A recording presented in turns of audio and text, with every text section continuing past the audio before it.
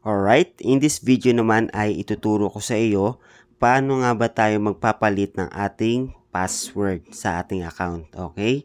So, login ka muna sa iyong account. So, once nasa account ka na, nasa dashboard ka na, hanapin mo yung 3 line dito sa may upper left side. Click mo yung 3 line na yan. And then, punta ka dito sa profile information. Okay? Click mo yung profile information. And then, dito makikita mo yung username, current password, new desired password, retype new desired password. So, ito yung lalagyan natin ng details para mapalitan natin yung ating password. So, dito sa current password, ilalagay mo lang yung dati mong password. Alright? So, ayan.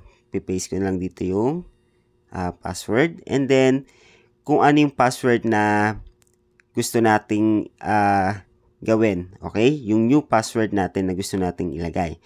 So, halimbawa na lang. Ayan. Okay, papalitan natin ng password. Alright. So, dito sa baba, retype new desired password. So, kung ano yung sa nilagay nyo dito sa new desired password, ayun din yung ilalagay nyo dito sa retype new password. Kailangan pareho sila. Okay? So, kapag okay na yan, nalagay mo na yung current, new, and retype password. So, ang gagawin natin, click lang natin tong update. Okay? Itong blue button. Alright? So, dito may lalabas na update password successfully or successful. So, log out. Okay? So, magla-log out siya automatically. And then, ang gagawin mo na lang is magre-relogin ka. Alright? So, i-double check mo kung okay yung naging password mo. Okay? So, try natin.